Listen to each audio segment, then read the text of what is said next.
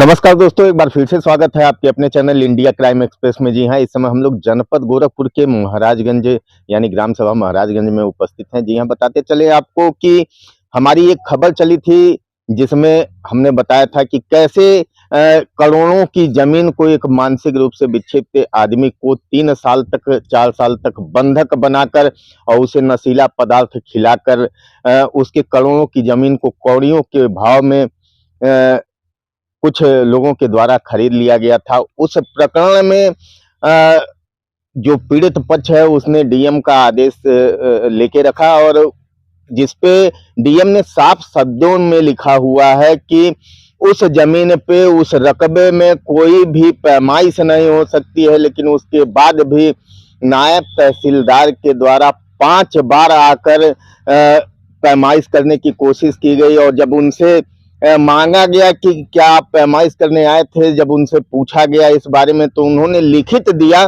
कि हम पैमाइश करने नहीं आए थे, केवल जांच करने आए थे। तो नायब तहसीलदार महोदय 5 बार क्या जांच कर रहे थे या कौन सी मोटी मलाई काट रहे थे जिसकी वजह से उनको 5 बार आना पड़ा उस जमीन पे पैमाइश के लिए। और पुलिस ने रिपोर्ट भी लगा दिया है कि हाँ, नायब तहसीलदार साहब आए थे और पैमाइश हुआ है और उन्होंने चिन्हा भी लगाया है, जबकि वो अपने रिपोर्ट में बता रहे हैं कि हम केवल जांच कर रहे हैं। तो कहीं ना कहीं उनकी भूमिका संदिग्ध नजर आ रही है। कहीं ना कहीं से मोटी मलाई उनको मिल रही है जिसके वजह से नायब तहसीलदार को 5 बार एक ही रकबे में आना पड़ रहा है।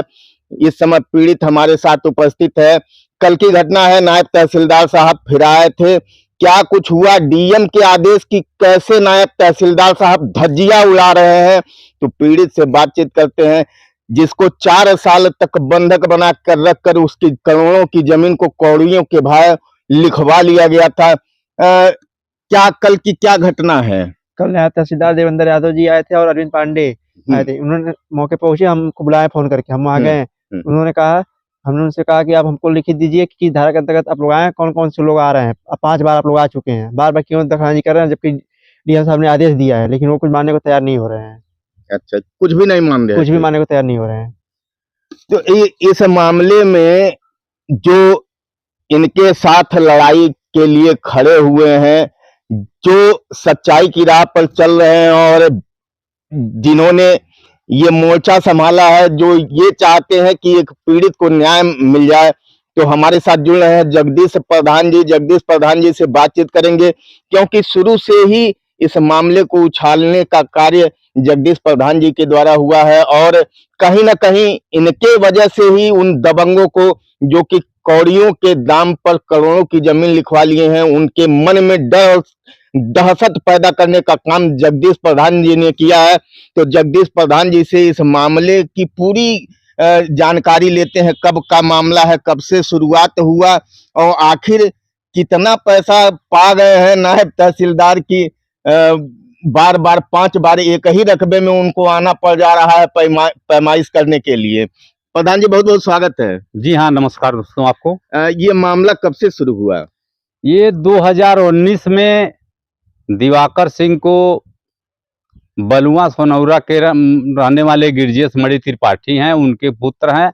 उनके कुछ और सहयोगी हैं जो किराए पर मकान लेने के बहाने आए और 50,000 रुपया एग्रीमेंट कराने के बहाने ले गए और पूरी संपत्ति जी लगभग 1.5 करोड़ की संपत्ति रजिस्ट्री करवा लिए और उसी को बार बार पैमाइश कराने का प्रयास करते हैं। जबकि इस प्रकरण को हम दीवानी न्यायालय में फास्ट ट्रैक में मुकदमा दाखिल किए हैं। मुकदमा नंबर 74 और 75/20 है और यह सारी चीजें संलग्न है। और जिलाधिकारी महोदय से हम अपनी पीड़ा बताते हुए पत्र दिए थे, तो उन्होंने स्पष्ट आदेश कर दिया कि उक्त प्रकरण यदि दीवानी न्यायालय में प्रचलित है तो इस पर कोई कार्रवाई न किया जाए। लेकिन सदर तहसील के तहसीलदार विकास सिंह, नायब तहसीलदार देवेंद्र यादव, नायब तहसीलदार अरविंदनाथ पांडे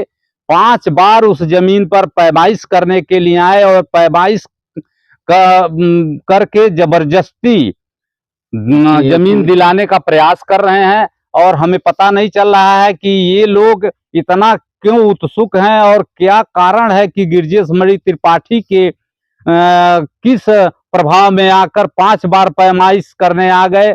लगता है तहसील में उनको और कोई काम नहीं है और सरकारी धन का दुरुपयोग, सरकारी वाहन का दुरुपयोग, सरकारी समय का दुरुपयोग कर रहे हैं। लगता है और किसी पीड़ित का काम उनके जिम्मे नहीं है, जबकि उनको स्पष्ट जिलाधिकारी का आदेश है। ये जिलाधिकारी महोदय का आदेश है, मैं दिखवा दिया था। और ये दीवानी न्यायालय का सवाल जवाब है जिसमें स्पष्ट कहा गया है कि कोई पैमाइश इसमें हो ही नहीं सकती है। जिस मकान में, जिस जमीन में 6 कमरे मकान बने हो, 6 फीट 4 दीवारी में पैक है, उस जमीन को तहसील को पैमाइश का कोई अधिकार ही नहीं है।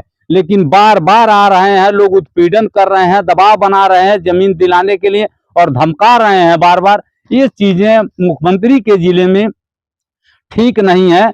लगता है इन सबों को मुख्यमंत्री से दहशत नहीं है, जबकि मुख्यमंत्री के दहशत से बड़े बड़े अपराधी बिल में घुस गए हैं। लेकिन ये राजस्व कर्मचारी मुख्यमंत्री से तनिक भी भयभीत नहीं है। और इसमें कल जब पैमाइश करने ये लोग आए थे, उसमें माननीय विधायक जी की भी भूमिका बड़ी सराहनीय रही है। उन्होंने राजस्व कर्मचारियों को बहुत डांटा फोन पे, तो उसके बाद राजस्व कर्मचारी कल चले गए। और फिर सुनने में आया है कि जब उनसे जवाब मांगा गया नायब तहसीलदार से, तो उन्होंने लिख के दिया है कि हम जमीन पे जांच करने केवल आए थे। लेकिन जो पुलिस की रिपोर्ट आई है उसमें पुलिस के द्वारा बताया गया है कि नायब तहसीलदार के द्वारा वहां पे पैमाइश की गई और चिन्हित भी किया गया। हाँ, पुलिस ने सख्त रिपोर्ट लगाया। पुलिस ने रिपोर्ट लगाया कि ये लोग पैमाइश करने आए थे, पैमाइश करके चिन्हा लगाए हैं। लेकिन जब हम जन सूचना अधिकार के तहत राजस्व तहसीलदार से अन्य लोगों से मांगे, तो इन्होंने लिख के दे दिया कि नहीं, सिर्फ हम जांच करने गए थे, पुलिस बल के साथ कोई पैमाइश नहीं किए हैं, कोई कब्जा परिवर्तन। चूंकि वो भी जानते हैं कि यह इनके अधिकार क्षेत्र से बाहर हैं, लेकिन उसके बाद भी 5-5 बार आकर दखल दे रहे हैं जमीन पर। पता नहीं इनको कितना धन मिल गया है, कितना मोटी रकम मिला है, अब इस चीज की जानकारी वही बता सकते हैं। जी, हमसे बात करने के लिए धन्यवाद। तो बताते चले दोस्तों कि या तो पुलिस प्रशासन गलत है या तो नायब तहसीलदार यानी राजस्व की टीम गलत है।